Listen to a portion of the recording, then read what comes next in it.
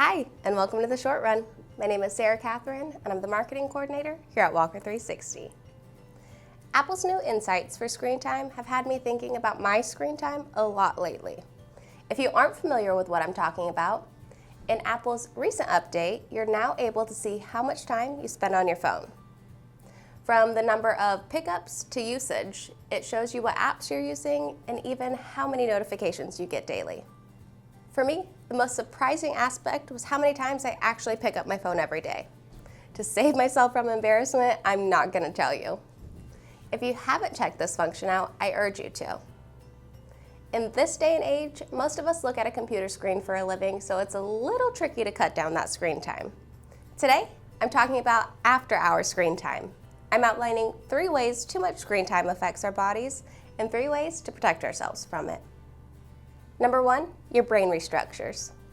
According to Psychology Today, one of the fundamental consequences that a large amount of screen time has on adults is a restructuring of the matter that makes up your brain. Too much screen usage seems to result in gray matter shrinkage, problems with white matter's ability to communicate, a lot more cravings, and a general poorer cognitive performance. That's not great news, you guys. Number 2, you're more vulnerable to eye strain. I hate to admit that my mom was right. I may not have gone cross-eyed, but it's pretty well recognized by the medical community that too much screen time is really bad for our eyes. Blue light from screens isn't just keeping us awake, it may also damage the retina from too much device use. A report by CBS had a few recommendations, including the 20-20-20 rule. After 20 minutes of staring at a screen, look at an object at least 20 feet away for 20 seconds. Plus, try to use a dimmer switch on your device rather than letting them burn brightly for hours. And finally, number 3, you may not be able to process emotions like previous generations. This is a strange one, and there are several studies on if screen time really inhibits emotional development in children, but the idea that it impacts adults isn't too far-fetched.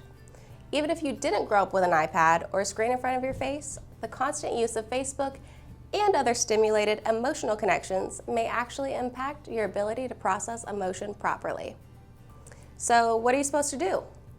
The first thing is increase exposure to greenery, nature, and sunlight. A growing body of research suggests that green spaces enhance mental health and learning capacity both immediately and over time by lowering your stress levels and restoring your attention. Number 2, incorporate more movement, exercise, and free play. While stress and screen time break down brain connectivity, exercise does the reverse. It builds connections and actually makes the brain bigger. Exercise fights depression, poor focus, insomnia, addiction, and anxiety by raising and balancing the very brain chemicals and hormones that become imbalanced from using electronics. Finally, number 3, practice sleep hygiene and create a sleep sanctuary. Numerous studies have shown that the higher amounts of daily screen time and screen time in the evenings disrupt sleep. Changes include suppressed REM cycle, less time spent in the deeper stages of sleep, and a blunted drop in core body temperature. Conversely, restorative sleep is reparative, helps the brain clean house, reduces inflammation, and consolidates learning. I hope you'll join me in the next week in being more mindful of screen time and spending a few more hours outdoors. That's it for this week. As always, if you have any questions on improving your marketing or just creating a video series of your own, send me an email at sarakathryn@walker360.com. Thank you so much, and I'll see you next week.